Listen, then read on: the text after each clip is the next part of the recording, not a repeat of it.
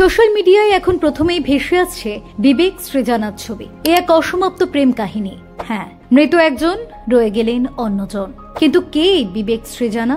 কেন এই জুটিকে ঘিরে সোশ্যাল মিডিয়া জুড়ে শোকের ছায়া? আসল কারণটা ঠিক কি? চলুন দেখিনি। তোমার বিরহে রহিব বিলীন, তোমাতে করিব বাস। অনেকেই বলেন দুনিয়া কাঁপানো প্রেম এই যুগে কেউ করে না, এখনকার প্রেম ক্ষণস্থায়ী। কিন্তু সেসব ভ্রান্ত প্রমাণ করল বিবেক পাঙ্গেনি এবং তার স্ত্রী সৃজানার সুবেদীর প্রেম কাহিনী। একসঙ্গে বাঁচা মরার যে স্বপ্ন বিবেক এবং সৃজানা দেখেছিলেন তা পূরণ হলো না। মারণ রোগ কেড়ে নিয়েছে বিবেককে। তাদের কথা মনে করে সমাজ মাধ্যমেও মন খারাপের ঢেউ। বিবেক ছিলেন নেপালের জনপ্রিয় নেট প্রভাবী। ইনস্টাগ্রামে তার ফলোয়ারের সংখ্যা অগণিত।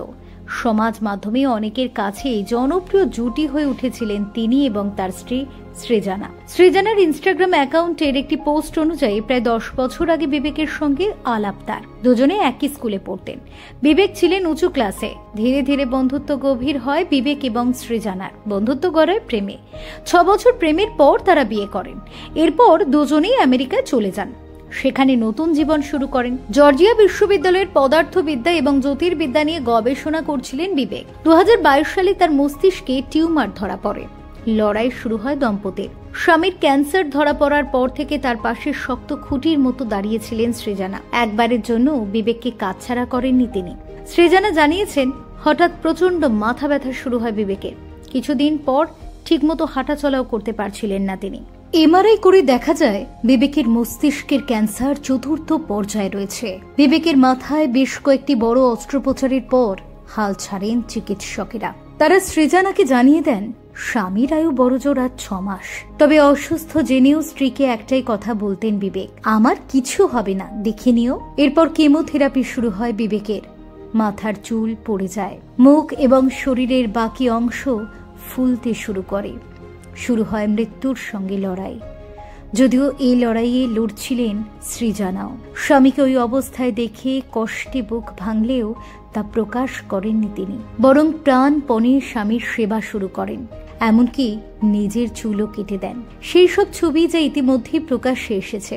বিবেক ও সৃজানার পাশে দাঁড়ান তাদের অগণিত ভক্ত। ভারত, নেপাল, পাকিস্তান, বাংলাদেশ সহ বহু দেশের মানুষ তাদের জন্য প্রার্থনা শুরু করেন। তবে এত চিকিৎসা, এত প্রার্থনা, এত ভালোবাসা কোনো কিছুই কাজে দিল না। শত চেষ্টা করেও বিবেককে বাঁচানো যায়নি।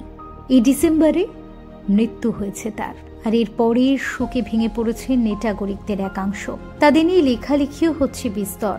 বহু সংবাদ মাধ্যমের শিরোনামে জায়গা করে নিয়েছে বিবেক এবং সৃজানার প্রেম কাহিনী। বিবেক এবং সৃজানা শুধুমাত্র অনুগামীদের সঙ্গে যুক্ত হননি, লক্ষ লক্ষ মানুষকে নিঃস্বার্থভাবে ভালোবাসতে এবং সাহসিকতার সঙ্গে জীবনে আসা চ্যালেঞ্জের মোকাবিলা করতেও অনুপ্রাণিত করেছেন।